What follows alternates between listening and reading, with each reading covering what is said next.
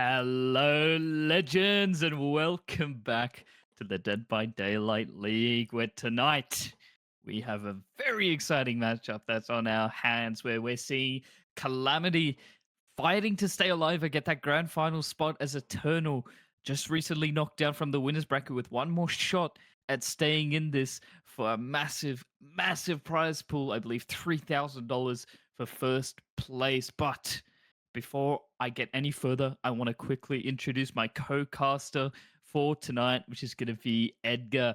How are you doing, friend?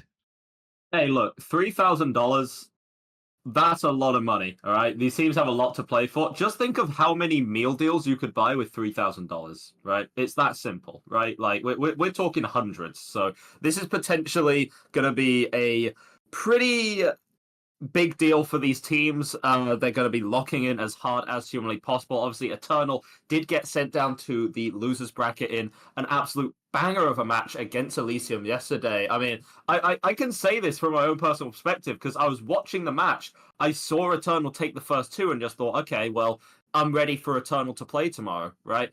Zoned out, wake up, and then all of a sudden, guess what? Elysium are through to the grand finals. They've knocked Eternal down to the lower bracket. Now, they do still have to get through Calamity. If you're talking about who's the favorite here, I would have to say that it would be Eternal, right? Eternal versus Elysium, a Joker and Batman kind of situation, destined to, do this forever. But Calamity are certainly good at making upsets happen, right? Or at least they're certainly used to it. Obviously, they did get knocked down to the lower they did get knocked down to the losers finals by Elysium in their first match, but remember, that was a really close matchup, I believe. I believe that one went the distance all the way to 5 and really came down to the wire. And then they were able to comfortably get rid of Ariandel from the tournament, who is a team which we thought would be in this losers finals right now. So Calamity are certainly capable of an upset here, but the odds are definitely in Eternal's favor for sure. Yeah, no, it'll be really interesting to see what people think in the predictions that we do for each game and each set as we go through. But on the topic of sets, I'm personally really interested about all the pick and bans that happened yesterday prior to these games, where the Calamity were the coin toss winners and decided to kill first. And with the pick and ban process, that also means that they got to pick the first killer. Eternal picked second, Calamity picked third, etc., sort of following that format. Cenobite on the Dead Dog Saloon was the first choice of Calamity. And really, really, sort of makes me think that they're really confident with this pick. They want this to be their momentum maker, their first set taker. You know what I mean? So I'm always excited to go to the Dead Dog Saloon, especially when it's not for a singularity game, which, mind you, Calamity The insta ban, so. the insta ban. I feel like they saw Eternal play last week against Ariandel, and they were just like, no, we do not want any of that business. We do not want Nightlight's 3-gen strategy. We would rather not sit playing Touch the Generator Simulator for 40 minutes. We're just gonna get rid of that nice and early. Also banning up Ghostface as well. They do not want to be dealing with that one either. But yeah, Cenobite on the Dead Dog Saloon. Something that we do expect quite strong results for. Obviously going to be throwing it right back to the stat sheet made by our lovely in-house, I guess, stats person, Imitatia, Toby. Generally, 4Ks will happen more often than not in the Cenobite set at about a 55% rate, averaging 10 hook stages per game as well. So if you can get at least 10 hook stages a game as Cenobite, you're probably doing fine. But realistically, the 4K, because it's so close to that 50-50 line, that's kind of what you're looking for, right? You're looking to get the 4K, secure yourself a comfortable position. Provided that you're able to get that at about 1 gen remaining, it is quite unrealistic to be saying that you're going to be getting a 4K2 or anything better as a Cenobite. It's not impossible, for sure, but it's very difficult, right?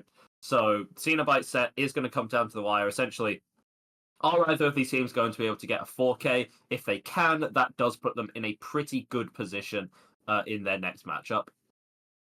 And I just want to give another really quick thank you to Toby as well for this stats cheat sheet. It's really, really helpful stuff having all the analytics from all the games that have been happening throughout the entire season, and it really sort of just helps with these statistics. It really helps a lot of people who are newer to comp and just sort of a viewer as opposed to a competitor understand what's sort of to be expected, not just from the teams but just from everyone in general. Whereas our teams will have the opportunity to do endless numbers of scrims and get a good understanding of what expected results are for each killer. So big thank you to Toby. This stuff is awesome. Now, for the second set, we will be seeing Spirit picked by Eternal on the Wrecker's Yard, and it doesn't really surprise me at all. Eternal has been performing really, really well on the Spirit, and I'm curious to see how Calamity holds up against this pick.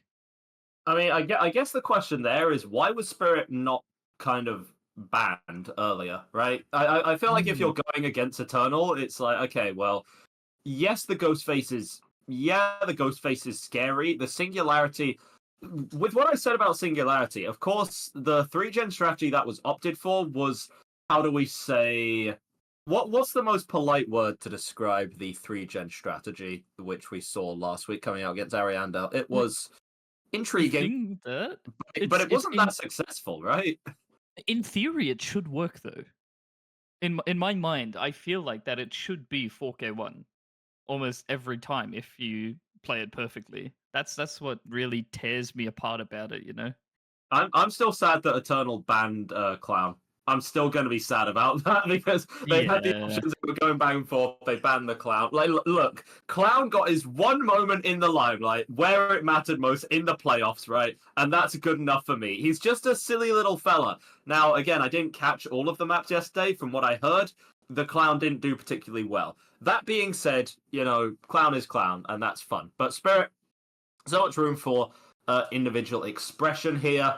In terms of the results that we would be expecting, we are looking at 4Ks pretty consistently across the board, 63% 4K rate. If you are able to get all of the generators done on the Survivor side, that is a mark of great success against the Spirit.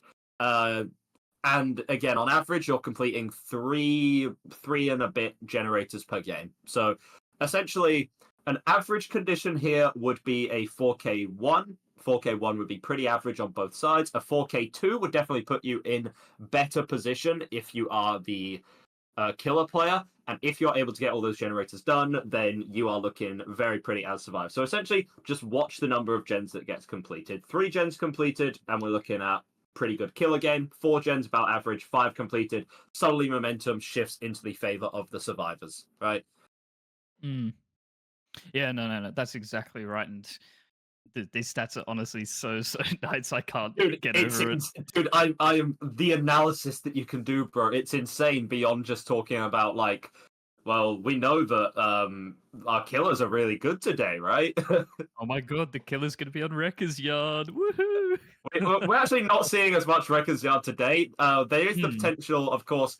If there is the 3-0, then we only see it once. But Wrecker's Yard does also go on to Game 7 and 8 for the Unknown sets, which come through. That was the Eternal pick. This kind of makes sense as well. Something that I'm interested in, simply because maybe I'm just simply not familiar with the Calamity game as much as I should be, but they actually went with a Deathslinger pick. Now, Slinger that we have seen a couple of times in DBDL Season 9, but not a ton, right? I believe we've only really seen 2 entire matches of Slinger, right? And every single time it was every generator completed, only looking at about 7 hooks per stage. So there's very little tape of Deathslinger being played in the season of DBDL. What we're essentially looking for is for these teams to surprise us, right? And if Calamity picked it, then it shows that they have confidence, right? They are bringing them out, you know, huge,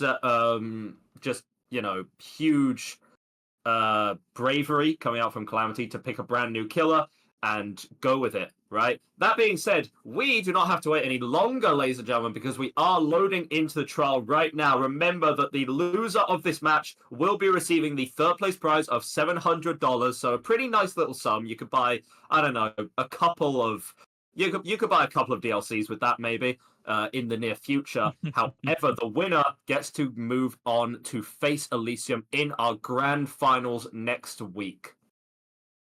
And with that, even the second place position locks up a prize of $1,000. So already a $300 pay jump just for winning this matchup here. And as we go into the game here, El Marco on the Cenobite, on the Chatterer even, mind you, with the Rapid Brutality pick, which I really, really like, as opposed to another chase perk like Save the Best for Last or even Bamboozle, really doing... Well, there we go, we get that box find off rip as we expect to see, but no Bamboozle on Dead Dog can be quite difficult, but I think out of all the killers, Cenobite can really manage.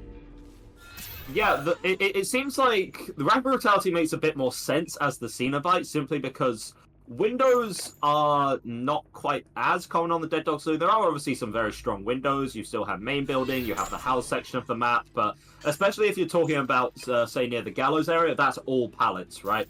And in areas such as that, you're going to benefit more from the constant haste than you are the blocking. And that's actually going to be an early head-on play, so that's going to be stopping Marco right in their tracks. So any kind of situation that you were looking for there has now been denied, but now you got Zaka locked up in this corner. Does have the water tower pallet to play around. Can be pretty even right now. Marco likely just going to look for another slick little chain. Okay, Zaka just an invisibility potion this morning. I guess that helps, you know. The ability to phase through physical objects. I thought that was something only the nurse could do, but Zaka's pulling it out today as well. That's a danger that is going to be coming through. Proccing Rapid Brutality, allowing yourself to get over to this shack, which is still fully intact. Killers don't really break this wall all that often, so that is going to be the pallet for it gone. Now you make it over to the main building. Chain's going to deny a bit of distance here. Zaka is still going to be able to make this window up top nice and easy.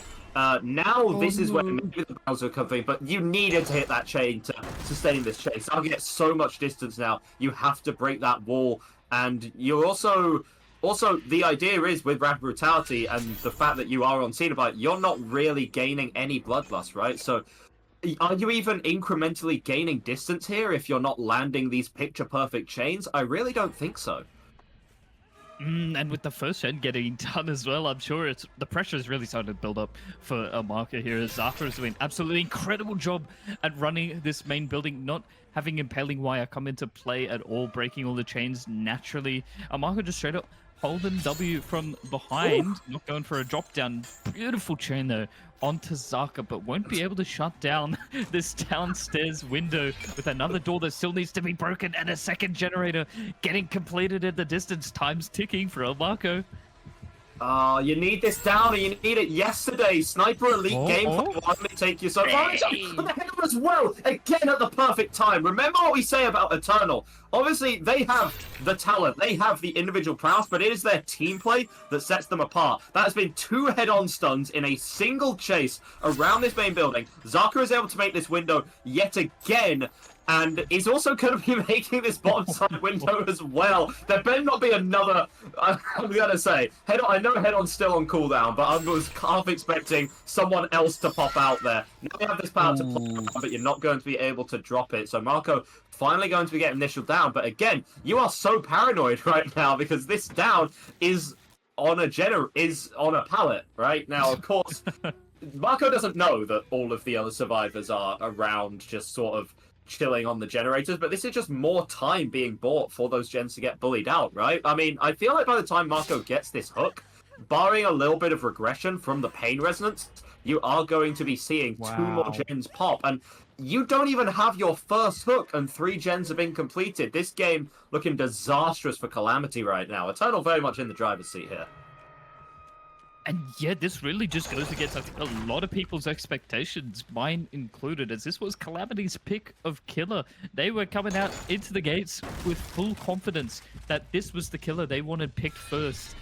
And we're not quite going to be able to chain that box around. The distance is just too far away to get Dan interrupted on the box, as El Marco's just going to have to play around, forcing the stages and trying to get the elimination as quickly as possible and make up for lost time. But yeah, no, this is really catastrophic for Calamity right here, and could spell problems for later on as well. Beautiful chain though onto Spitz on main building through the needle, defenses. Yeah, and the issue is that this hook isn't even in a particularly strong location, right? As you try and get that little trick shot there again, not working out this time, but considering what we generally expect in these sets, all of the Eternal Survivors are just split on generators right now. You don't even urgently need to care about saving Zaka here, right? You could just let Zaka die. Marco is now going to move away from generator, but yeah, that hook isn't in a spot where you can actually defend all the generators. So Marco just has to leave. That's one gen being popped here, and yes, you're going to force, I believe it was Nightlight on this gen in the corner here. Yeah, you can briefly force him off, but that leaves Dan over in the corner. If Dan hasn't rotated for the unhook, I'm guessing that's going to be Spitz's job, right? Then what issue do you really have? Because this last generator is going to be going any second now. Nightlight does end up taking that hit, but able to get a nice dodge up there and able to continue running this main building as well. Lil, indecisive, can't decide exactly on where to go, but why do you need to? Because last generator's been completed anyway. Now, Nightlight is going to be in for a little bit of a tricky, brutal realization right now. I was going to say with the no-ed, but Marco is going to be recognizing that, okay, maybe I just go for an uninjured survivor here. Maybe I try and pressure out as many people as possible with this no-ed. We don't actually yet know. The totem is in a relatively hidden location, so it's not going to be instantly found by survivors, but not necessarily defensible, especially if the chase ends up going, you know, away from the shack and back to the main building once more. So a down and an extra hook is very possible for Marco here on account of no-ed. It just kind of has that effect, right? Marco is very angry at that crow there, tries to bat it out of the way, but unfortunately the crow is a bit stronger on this map specifically. And it doesn't even matter. The gate's been open now. I do think that we see Spitz go down eventually. Nightlight eventually falls to the deep wound over in the corner there. But that's just... But that's all nothing. And that's going to be the hook through onto Spitz, which is going to secure 3 more stages, but 5 hook stages and 3 escapes. All generators done for Eternal. What do you even say about that performance, right? I mean, Zaka... juiced unbelievably, the head-ons came in clutch when they needed to, the team played from Eternal. It really seems like this was just sort of another day at the office for the Eternal survivors, right? They didn't look threatened particularly. Marco, unfortunately, couldn't quite apply enough pressure to, you know, put any kind of real risk to him. Yeah, no, I really want to put big emphasis on the team play between Zaka and Spitz, though. It was absolutely instrumental how they played that main building and pull off the double head-on stun as well throughout the duration of the chase. That ultimately won them the game so far. Very, very playable win con for whoever our Cenobite is going to be on the killer side for Eternal, which we're going to be able to see right as we get it set up after a short break. Hello everyone, welcome back to the DBDLeague lower finals. Remember that the loser of this match will receive a nice round $700 to play about with. The winners will get to go into the winners finals against Alicio next week for their shot at the $1,500 grand prize of all. I mean, Calamity, Marco did their best, but Eternal really did come out swinging on that survivor set. Only 5 stages handed over on account of a nice little no-ed play at the end.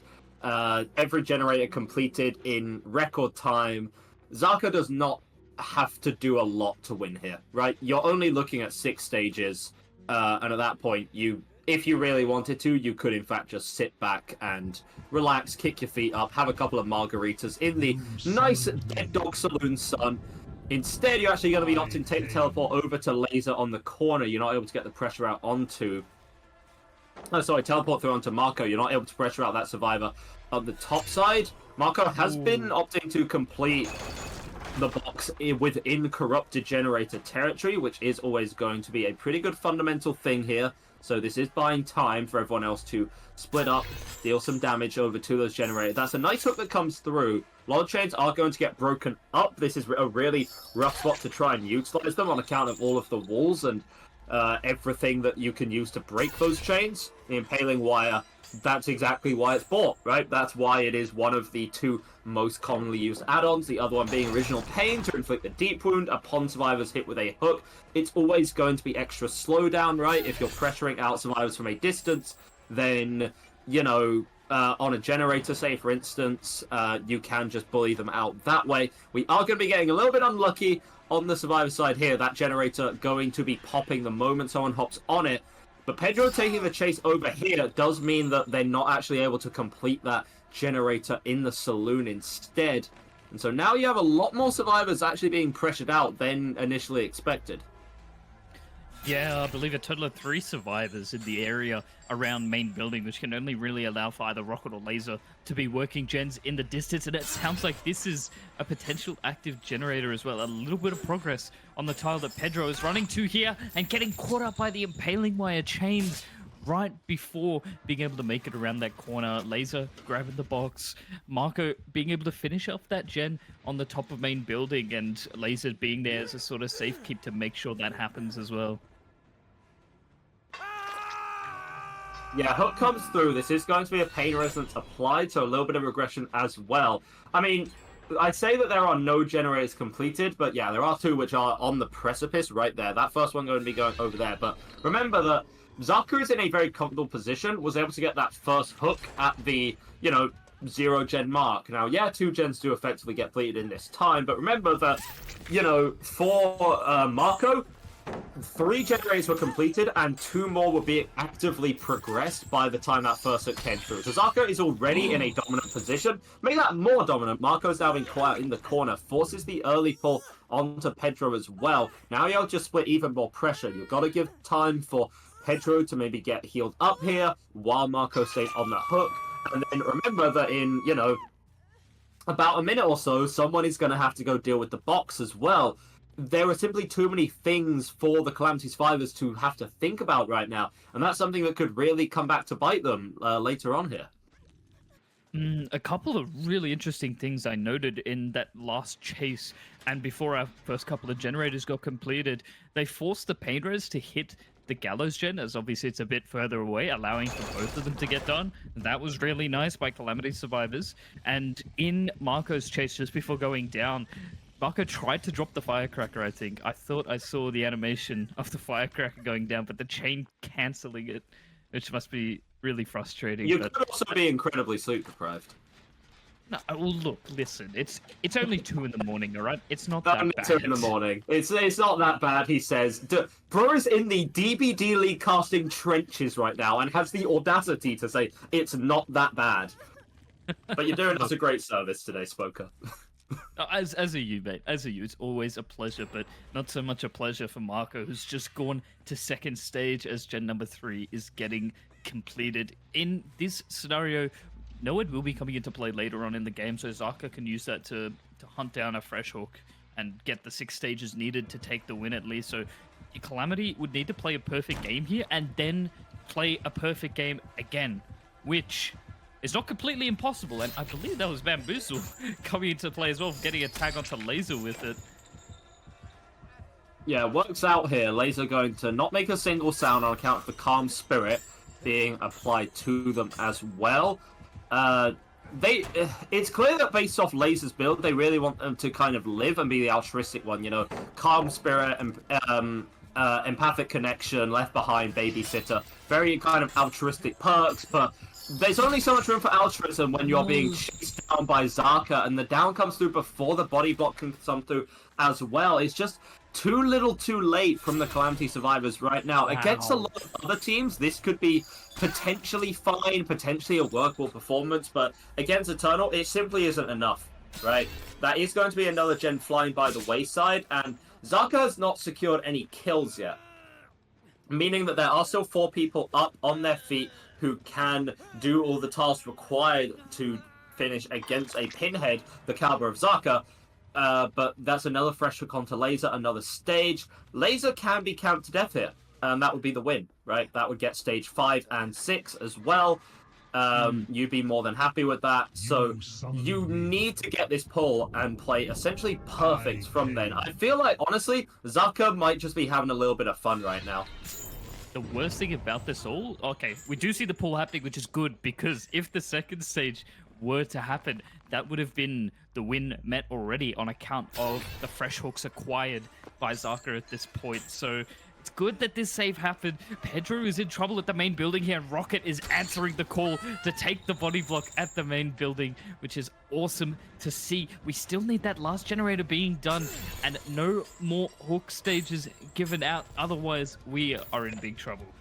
But how realistic is that, right? That is a nice fate that comes through from Pedro. It buys a little more time, but now what? You got the no-hit killer chasing you down. Pedro is going to get hooked up, is going to get killed here, and also the hook is right next to the no-hit as well. I mean, this wasn't even a bad performance. This was not even a bad performance from the Survivors, considering the position they were in. But I truly think that Zaka did not play nearly as mean as he possibly could have. To be honest, I do think he was holding back just a little bit. And yeah, the down onto Rocket is just going to secure this win through. You do still get 3 escapes, potentially 3 escapes at the very least. But what can you really say about this? This was one on the Survivor side for Eternal, even though Calamity really did try and make it competitive. Again, this team always capable of an upset, always capable of overcoming the odds when they really need to. Today, it just wasn't enough. Yeah, it's unfortunate to see, and I really want to put emphasis on the fact that Calamity still had a very above average performance / result in game number 2 here. They're gonna go for the pull. So, oh yeah, it actually does kind of look like it, and it's a scrim now. It's a scrim. All right, guys, we're gonna practice. We're gonna practice our 2-mans. All right, we're gonna practice the end game saves. Yes. El Marco was running Medal of Man, I just noticed, and I think was one of the first survivors up on hook, and even forced to second as well. So, unfortunate that didn't really get to come into play. Having El Marco as a support player in the chases would have been nice, but the chain hunt is starting, and we have everyone healed up, ready to go for this pull. Oh, no, not taking the tag onto our Fung, not onto El Marco. We have our survivors going into the hook, and the chain hits Adam, but doesn't stop the unhook because that would be Zaka's just going for a walk. Zaka's actually just so chilling right now. Bro's just taking in the environment, the natural beauty of the world right now. My man does not care. My man simply does not care. But is this even a connection issue? I don't exactly know, but I feel like the win was secured anyway, right? I don't feel like there's a lot of room for debate there. Obviously, we are going to have our match officials get back to us very shortly, but I do think it's pretty safe to say that that is an Eternal win in that set. Quite bluntly, quite brazenly. I do think that Zaka was in fact just potentially going on a little bit of a wander around the gallows area because it's a nice zone to take in, I suppose. I think he was being cheeky and making it look like that he disconnected by holding W and just colliding with everything because he has blood points in the end game screen. He didn't disconnect, so. Yeah, there we are. No, it wasn't a DC, bro. It was in fact just chilling. So yeah, we are going to be sending it over to a quick break. When we get back to it, it is going to be Eternal opening it up on the Spirit Wrecker's Yard. 1-0 up right now. Can they make it 2-0? Find out after a quick break. Hello, legends, and welcome to Game 3 of the Losers Finals of DBDLeague, where we're going to be seeing Zaka on the Spirit for Team Eternal, opening up this second set against Calamity Survivors. And is that Laser getting spotted out already here? Yep, I do believe so. And Laser just going to be walking right into the face of Zaka right there. A little bit unfortunate to get that start early because, I mean, once you're injured, it is essentially almost impossible to actually gain any headway. In this, what options do you have, Laser? You're running into the comp corner. You're going down in the corrupted gen split. It's what you can try and do, go as far away from the gens as possible, but then you look at the actual progress on the gens and be like, oh no, like 20%. And suddenly you're thinking, okay, well, this start is really bad for Calamity right now. Again, like the hook is dragged away from the active generators. Zaka is going to have to make an active decision here of if you want to count Laser death, that's fine, but you're not going to be able to control the generators around you all that much. Remember that 4Ks are very expected on the Nurse. If you are able to, however, complete at least Spirit, you know, same killer, right? Same difference. Yeah, intro actually comes through onto Pedro, but as I was saying before, Spoker decided to rudely correct me. If you'd expect 4Ks on the Spirit, if you're able to complete at least 4 generators, then that's decent for the survivors. Preferably you complete 5, and then at that point it doesn't necessarily matter if you are able to get outs or not, even if you go 12 stages right now. Laser is going to be coming off the hook. Are you going to make time to get this pallet? To get there, yes. To drop it and avoid the hit, that's another fact entirely.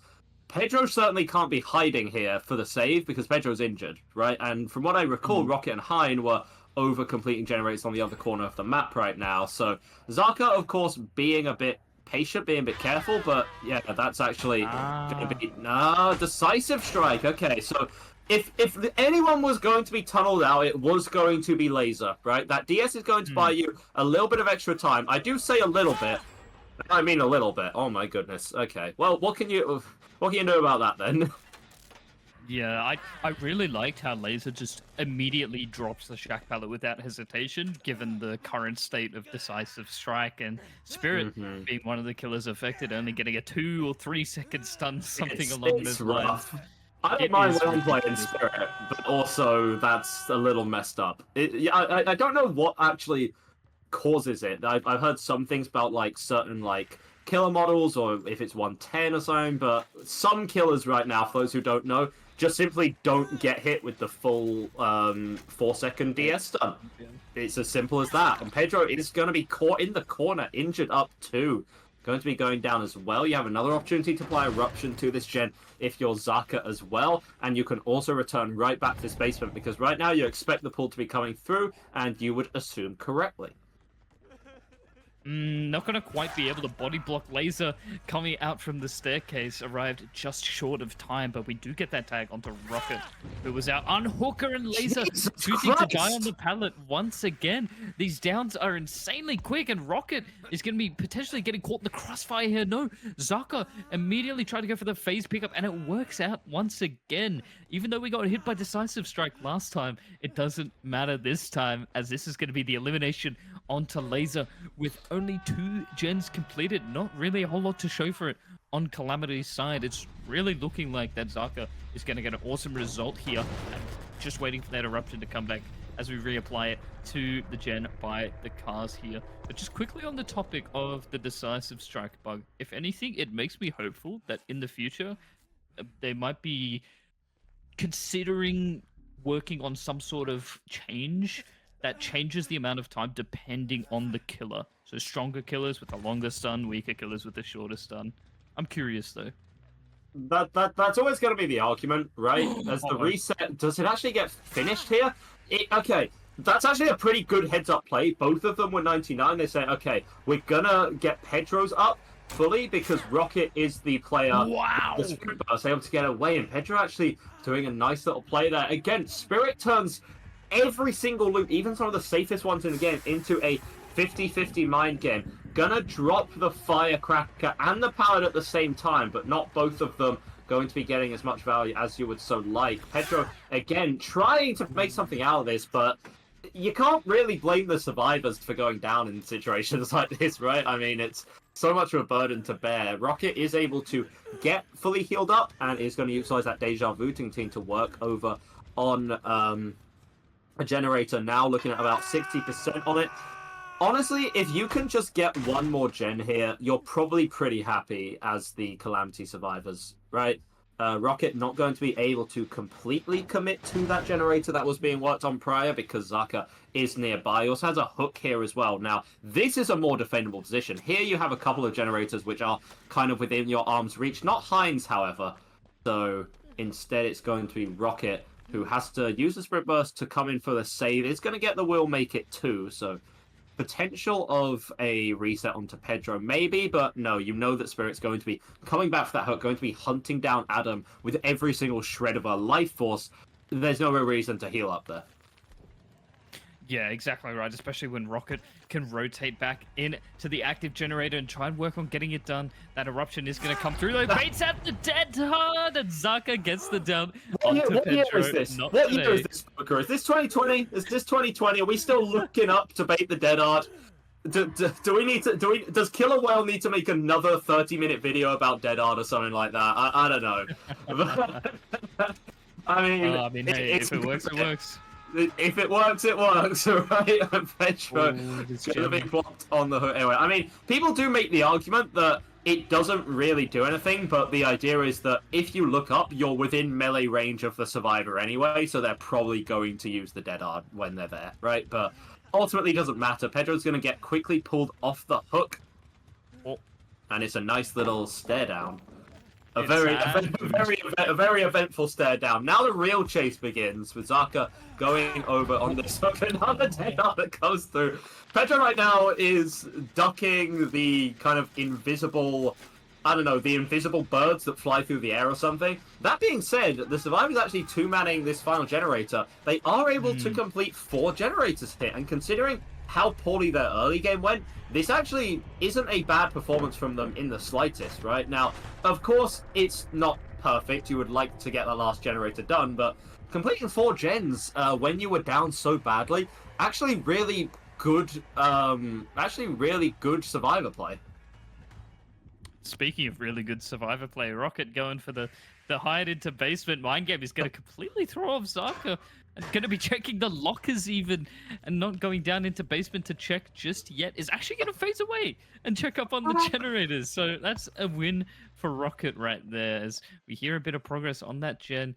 And yeah, Hein was working this and managed to pre-leave very early on to completely avoid detection. Really, really well played. Yeah, you know, like the bell curve, right? And on the low range, you have new players being like, "I'm going to go hide in basement so the killer doesn't find me," and then the middle 90% of the player base, like, "No, what are you doing? Don't go into the basement. That's a terrible idea." And then like the top pro players being like, "I'm going to go into the basement so the killer doesn't find me." I mean, it's great play, right? What can we see? It's truly minds of our generation right now, functioning quite well. You can see that the survivors are actually trying to bully out some generators here. I mean, what can you really ask for as the Calamity survivors, right? You're asking for Rocket to kind of pull off some kind of miracle play here, juice around absolutely nothing for a long time, and maybe allow Hein to get progress on that generator, but actually thinking that, yeah, Zaka's actually going to be going to the other side of the map instead. Has Zaka spotted out our survivor here? It's a game of hide and seek, how Dubbard was from the start, and will ultimately come all the way back to as well. Zaka not actually able to find a Hein here, so allowing Rocket to incrementally progress generator on the other side of the map. You don't have a workable 3-gen right now if you're Zaka. You don't really mind because you're in such a commanding position, but if Survivor's able to continue stealthing to this degree and able to keep kind of bouncing pressure back and forth, then there's potential for some kind of miracle play here, especially because Rocket still has this sprint burst, but oh no, going to be running into the bus there. Not an ideal use of it in the slightest. Honestly, I disagree. I think that sprint burst was sort of a preemptive decision of, is that pallet getting broken or not? And if the pallet was getting broken, that would have been really big distance for Rocket. But going for the locker play this time, let's see if Zaka's going to be able to pick up on it. Yeah, expected it in Shaq, and Rocket knowing that, surely he won't know I'm in the locker this time. Now, Hein is still actively working. It worked. Yeah, it did. Oh my. Rocket's winning these 50s as Hein is now actually in a worse spot than last time, actually being caught in the side of the map. But Zaka is worried about the gen back at buses. Hein is going to be able to get back on that other gen as this progress is just going back and forth. This is probably one of the most advanced 2v1 situations we've seen in a while here throughout the league, and Calamity are playing it really, really well, all things considered. Oh, pain. Rocket went for the secret tech there of trying to smack the Spirit like mid-phase. Unfortunately, not quite working and being felt on the pallet as well. Yeah, going to be hooking up Rocket for safety here as Hein is looking to just hide. Right, if Rocket's going to go on a hook as Hein, what's your job? Is it to get back in the locker? You know you want to, Hein. You know you want to. Get in the locker. Hey.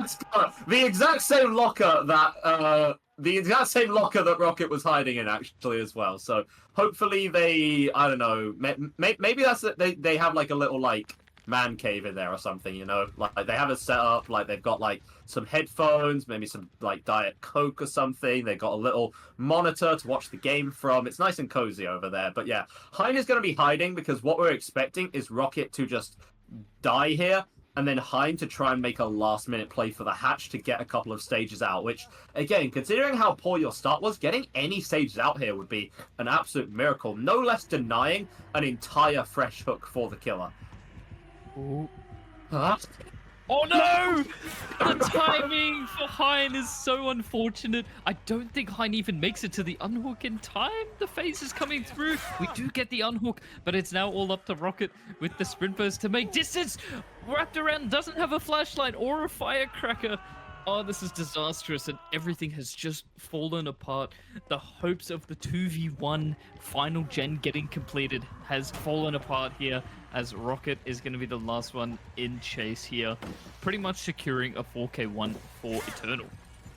I mean, you're able to get a little bit more, you know, mileage in this chase right now, but again, like, genuine investment to the Calamity survivors right now. Rocket, you can't use a medkit while you're on the floor, man. Nice idea. No, honestly, like, I'm impressed with Calamity survivors here. They had a really poor early game. Laser went down almost instantly, but it's more a case of that their 1v1 weren't necessarily great, but they played the 4v1 quite well, to be honest, and because of that, they were able to get more generators completed, and they were able to get more generators completed, and they were able to almost get 5 of them, even potential for the hatch play at the very end, but ultimately that's a world which we don't live in, right? The results are on the wall, and the 4K1 for Zaka has been duly and bountifully secured here. Really, really exciting stuff, as Calamity is going to be on the killer side in the second half of this set with a 4K2 win con for the Spirit, which will be interesting to see if that's going to be possible on the Wrecker's Yard against the survivors of none other than Team Eternal. So we will be back right after a short break. Hello everyone, welcome back to the losers finals. It is Eternal versus Calamity right here. Yeah, look, Elysium, Eternal, same difference, right? They both start with an E, it's that simple, right? Yokat on the side of Calamity has to pull out a pretty strong performance right now, but already going to get blocked up by Spitz. We are seeing a little bit of a different perk choice here. We're seeing a Sloppy Butcher and a Hex Ruin coming through as well. So this definitely works a bit more in your favor. If you're Yokat, you cannot afford to let every generator go. So you're not going to be too upset about, you know, the loss of a no-ed or anything like that. That was a flick of the century through onto Spitz right there. And so finally, you're going to be able to get a little bit of value. The Spitz is running to the corner of this map. That was likely a balanced landing play to try and make distance, but by making distance, what we really mean against Spirit is run into the corner and die as slowly as you possibly can, right? It'll be interesting to see how the survivors split on these generators. Oftentimes against the stronger killers, teams like to put 2 on one gen and then 1 on another to get yourself some better early game pressure. Instead, the rest of Eternal are going to be playing for a bit of a different strategy of just splitting all 3 survivors on 3 separate gens as well. A little bit more high risk, but certainly more high reward if you are able to get those all bullied out in time. And because Yokat's not actually pressuring the generators... Okay, Yokat, I don't know what you had in your cereal this morning, but I want some of it, right? Now, the unhook is going to come through onto Spitz here. And so Spitz has just made himself public enemy number 1 of Yokat, has this pallet to work around, but we can see exactly how much good that pallet's going to do you. Running around in circles, and a nice vault there from Dan as well to just deny it a little bit. Remember that when you're not using your power on Spirit, you are only a 110 killer. You're not actually going to be all that effective at most loops and tiles, right? However, Dead comes out from Spitz at the last second, showing them that's how you do it, lad. That's how you use your Dead Hard in chase to make more distance, get to the corner, able to get to the bus, and able to drop the pallet as well. Put some little bit of distance between you and the Spirit. Obviously, this pallet is definitely not nearly as safe as it looks, and you're actually... Woo! Another gen comes through right now, and this is all but decided for Eternal now. Spitz will eventually go down in the corner, but Christ, he made Yokat work for it. Oh my goodness. I think Spitz is really out here just farming all of the clips of the juicer chases, specifically on the Wrecker's Yard as well.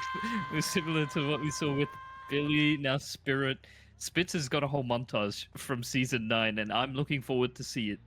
But yeah, this is a very tough position for Calamity to be in at the moment. Yokotics is coming out swinging with these really early chases and a really early first hook onto Spitz, but it's just not enough in the auto aim on the tires. This is just juking at this point now. Tag goes onto Dan, and the sloppy butcher is applied as we go over towards this Paladin with some progress, and Dan is just opting to take the down just to force the aggro away from Spitz and the unhook.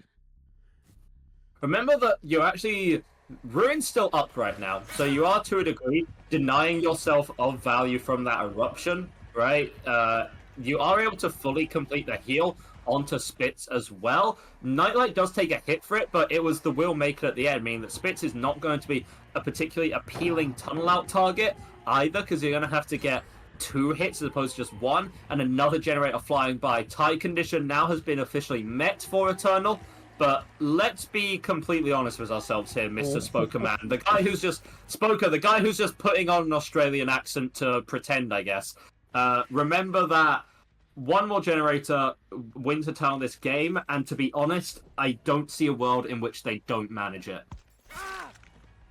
But Nightlight is getting caught out here, injured, going down quite quick here near the Paladin. Ruin doing its job and doing it well. I'm not sure if we have eyes. We do see the totem quite close to where all our generators are, so nice placement for Yokotics, I would say, and can't really play for a pickup onto Nightlight at all, because even Zaka is lurking in the shadows ready to go for this save. And we do have Dan resetting with, was that the medkit or was that self-care or something like that? It was the medkit, I believe, was the medkit. Okay. Still had a little bit of charge left in it, I think. Against the Spirit, you're basically allowed to bring a double heal medkit, right? Double heal purple medkit, so Dan going to be using that to its full effectiveness right there. The entire gang is out here to protect Nightlight for a little bit, but Yokat going to be looking for a nice intercept and is going to manage it as well.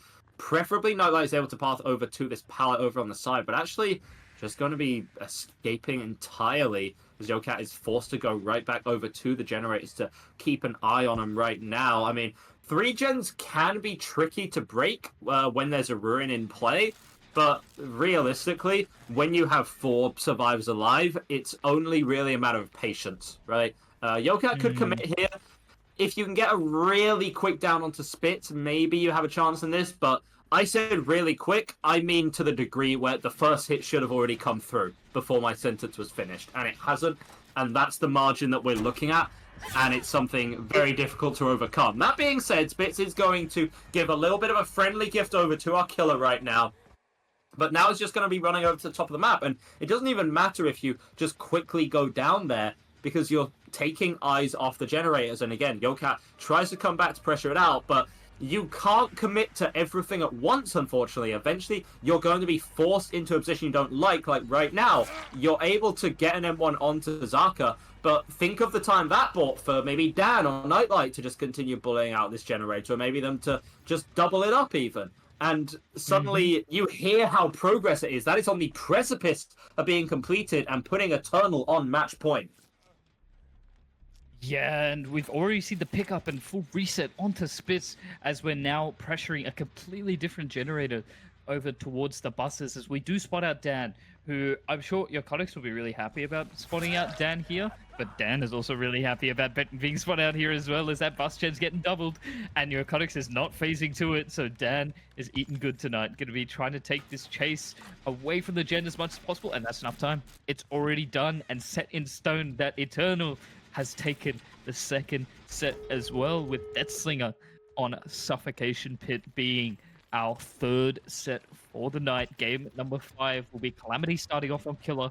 They'll have to set a monstrous win con to keep him in the game, I feel. Yeah, I mean, this is what, the $300 of these teams on the line, right? Obviously, losing here will get you $700. Making the finals, even if you get second place, will get you 1,000. So you know the exact tangible sum that you're playing for. And Space not even going to give the satisfaction of an extra hook onto Yokat as well, because of the dead art perfectly timed there as well. And what can we even say about Eternal, which we haven't said before, right? The team play second to none. Even though the Calamity survivors really did do a number on them, it was just too much of a burden to bear, right? And Eternal still able to win that one through. We are going to be going over to our next matchup, and potentially our final set of the day is going to be the Deathslinger on the Suffocation Pit. And as we go over to our break, I believe we actually have a little bit of a... Speaking of the Suffocation Pit, I believe we have a nice little surprise prepared for you in the break. I could be spreading misinformation, but if not, then I think stay tuned during the break. We have a nice little surprise for you about the Suffocation Pit. Alrighty, legends, welcome back this time to the Suffocation Pit, as Veer1 has very kindly introduced for everyone already. But we have Calamity on the killer, Yokotics on the slinger, and I see a forced hesitation pick, and I'm already excited. Calamity has a lot of work to do, down 2 set points as we speak, but things could all change in the blink of an eye, and we're all here for it. Remember, Spoker, never back down, never give up. Right? Now, Yokat is going to be trying to keep this central portion of the map maintained right now. This is the choke on Suffocation Pit that you want to control. Stop the survivors getting into the map and pressuring out some of those generators. But it seems like the survivors are actually okay to just sort of stealth within the corrupted gens a little bit. They can wait this out. If Yokat's not going to go all the way to the edge map to risk people running in, then the survivors don't really have a reason to leave, right? Though now we can see that a couple of them are actually going to successfully make the impassable crossing right now. Yokat really needs to get his chase on nice and early here, because your map pressure is essentially none as a Deathslinger, right? So you need to rely... Ooh, careful, mate. You need to rely more so on just getting quick chases, quick hits, to build up your pressure with lots of hooks, right? Now, Yokat definitely knows about all these angles, right? Tries to get through onto them, and barely missing out Zaka there as well. Going to continue to play this Shack. Now, these add-ons pretty standard right now, and now you can see the value that that cigar is going to give, right? It's essentially, it's a pocket save the best for last. You'll be able to... pocket save best for last. It means that when your chain breaks, your stun is going to be reduced significantly, right? So you're able to just get right back into the chase. Warden's keys as well for the faster reload. This just makes the most logical sense, right? You're going to be shooting a lot, and the reload is your downtime. Reduce the downtime as much as you can. And Zaka, uncharacteristically getting caught out there in a bit of a predicament. So now it's going to be a basement hook going over to Yokat. I'm not going to say the earliest basement hook I've ever seen, but, you know, you'll take it. You'll definitely take it. Now, what I'm sort of confused about here entirely is that I don't believe that you can shoot through those boarded up Macmillan windows, specifically on the Macmillan realm. This was a change that happened quite a while ago, and I'm not sure if maybe something new has changed allowing it again, but if that's the case, then it is a bit of wasted time going for those window shots, but hopefully I will get either corrected or my suspicions will be confirmed. But the chase will be going on to Nightlight, who was one of the survivors working this active generator in the middle, and a beautiful shot by Yokotics through the window, through the wall with the cigar injure as we get that reload nice and quick. Nightlight in a really awkward spot, having to run around water tower, going for an insanely greedy shot there. Unfortunately, not quite coming through, but why not, right? Why not? Why not when you can land them like that, you know? Now, unfortunately, Nightlight's barely going to be able to drop off onto that low ground there to deny that one out, but you're feeling confident if you're Yokat, and, you know, you have those keys as well. You try and go for the lineup through the tree right there, but it's like a dangerous game of one-upsmanship right now. You know, you go for the shot through the tree, Nightlight's going to crouch that one because you know exactly where you are, but Nightlight has been bullied firmly into the corner of the map, is going to be going down here. deny space as much as humanly possible. Force hesitation hasn't gotten a ton of value yet, but what we are essentially seeing is that it's generally going to be quite good in unhook scenarios, right? If you can force 1-for-1 trades and apply force hesitation to the person getting unhooked, that completely neuters out the speed bonus that they get from being unhooked, and you can just sort of brutalize them, right? So that's where Yokat's going to try and get this value, right? Even worse, though, is that if you actually get the shot on the person who's being unhooked, wait that 10 seconds because you've got them chained, the other survivor who stays there is going to be forced to try and take that hit, and if they fail to take that hit, they get forced hesied and will give a free tag regardless. So you get the down and you get a free tag as well. It puts a lot of pressure on the unhooker to be able to take that hit. So I can understand the force hesi pick quite a lot, actually. Yeah, definitely an understandable pick for them right now. Now that's going to be hanging on this hook, and Spit's going to be bullying out Generator over on the other side of the map. And for Yokat, you definitely want to kind of be checking on how your 3-gen is, and you're actually not going to be able to get the hit through there. You're not going to be able to get the shot, not going to be able to deny that unhook as well. You're just going to have to settle for a regular M1 onto Zaka instead. And that's going to be the Shat pallet drop nice and early. Pre-dropping pallets when you're injured against a Deathslinger is always going to be valuable, right? It means that there is essentially no way that you can realistically be hit through that. Forces the break. Forces all tend to be completed as well. And yeah, you're able to get a nice late shot onto Nightlight. You can probably put Nightlight in the basement and secure those final couple of stages onto him, but Nightlight was already on, what, the first stage, I want to say? So this is going to be the second and maybe a third, and that's only 4 stages, you know? And that's assuming that the totem... I don't think they care. I think they're just going to leave anyway, but that is possibly the most atrocious killer totem spawn I have seen in my life, right next to the exit gate. Oh my god. Just to be clear, it showed 10 stages on the spectator page quickly. This was not a 10-stage game, ladies and gentlemen. That was a 4-stage game instead. Yeah, this is going to be a really comfy win position for Eternal Slinger going into the second half of this third set, but things are dire for Calamity right now. As we go into the setup, we will see you all very, very soon.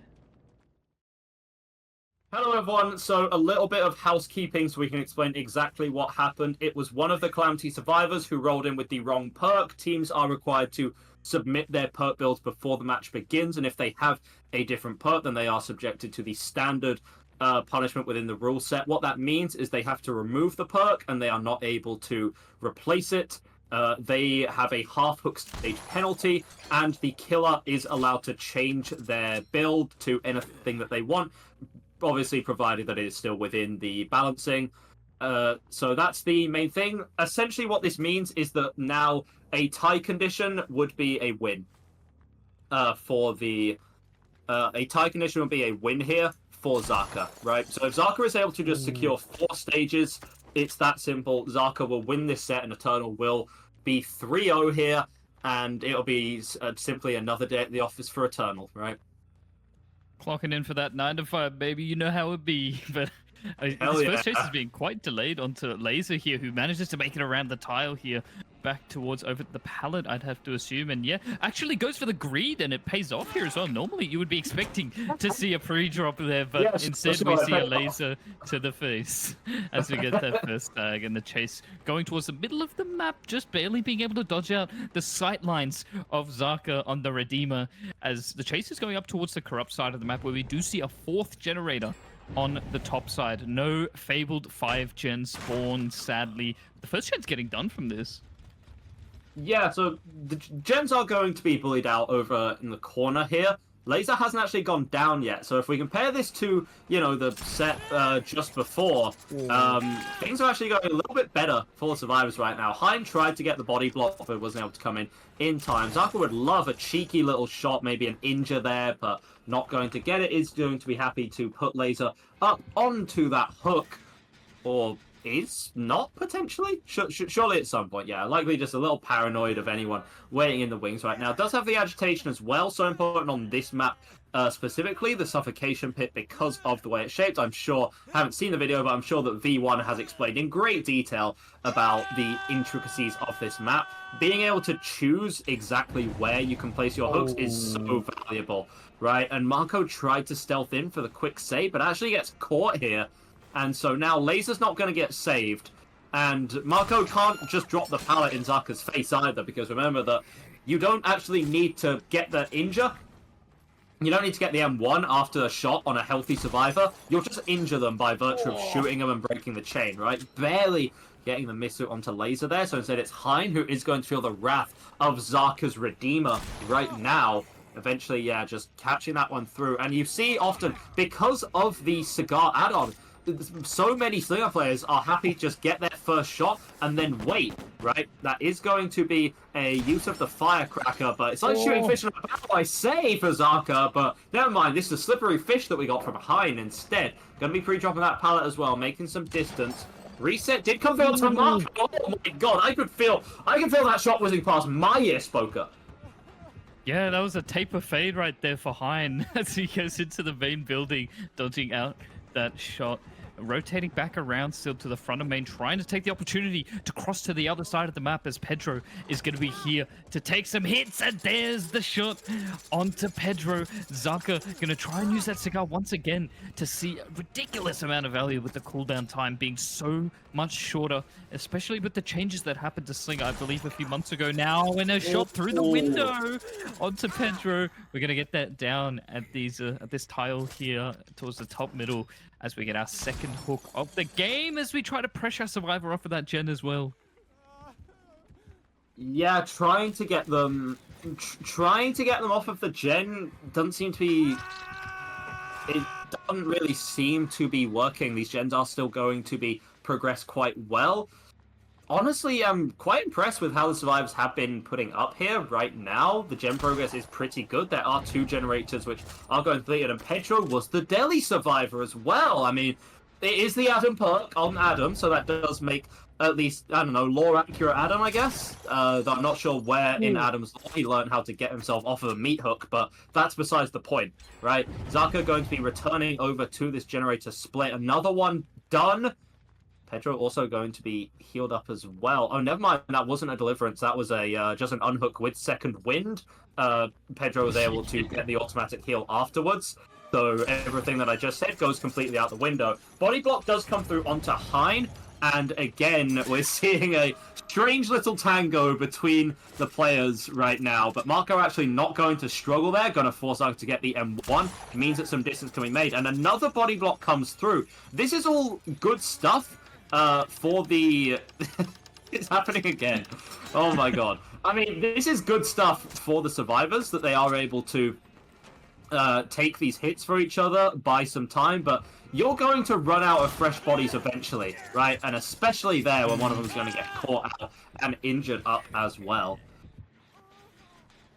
We see about half progress on that last generator, and knowing that our win con is 4 stages, this is stage number 3 for Zaka, but Calamity are doing an absolutely insane job holding this together with how they were playing those chases very aggressively with all the hit tanks, and to be at this stage right now with the last gen should be getting done with before... Oh, actually no, we have a reset happening and a solo gen by Pedro as it's going to get interrupted as Zaka comes over towards that. We need that rescue onto Laser, and seeing the reset, Zaka, I don't think really has the time to commit on this shack side unless we see someone directly. We see Hind rotating over to go for that pull onto Laser, which is so desperately needed. We didn't fully get the reset onto Marco though, and it could be curtains right here. Yeah, what you have to play with, you're not able to get to it in time, and there it is. That it is. Again, would have been a tie condition, but on account of the half a hook stage penalty that went over to Calamity, Eternal get that last hook stage, they get their win condition, they punch their tickets back to the finals. I mean, Calamity do get $700 out of this, you know. It's certainly not the worst day at the office that you could have, but it's... also not where you want to be, especially because I want to emphasize Calamity have genuinely had a solid series and they've had an incredible season as well. In this case, it just wasn't enough. You know, you're going against Eternal. You can't afford to be good. You have to be great, right? And Pedro is going to fall down here. My one last request, and I know they can't hear me, and we're on delay and everything. My one last request from Calamity is, Marco, can you go down so that we can see a live Mori? Maybe? Possibly? Potentially? No, surely not, right? Please, It's just a cheeky please. man walks from behind, though. Please? Please? No? Oh, okay. Nah, it's really tough for Calamity here, but you still gotta be.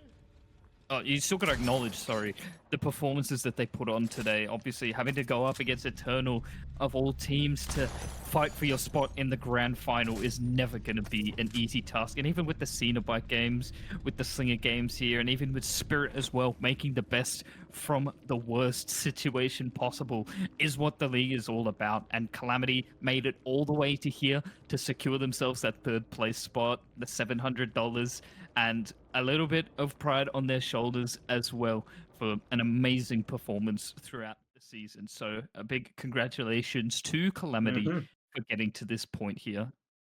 Yeah, especially because Calamity was written off by so many. I know I myself kind of wrote them off as just sort of the team to get $300, right? But they're actually able to knock Ariandel out the tournament in pretty dominant fashion, able to play a close game with Elysium as well. And yeah, close game with Elysium as well. Calamity have done exceptionally well here today. Now, I did have a special little announcement that I wanted to make. Obviously, our finals are going to be coming up, and everyone is eager to know who the casters are. So I can reveal to you that the casters for the finals are going to be revealed later to the date, because we like to keep people on edge here at DBDLeague, don't we, Spoker? Oh, we sure do. And not only are we going to be revealing it at a later date, but they do both have 8 letters in their name.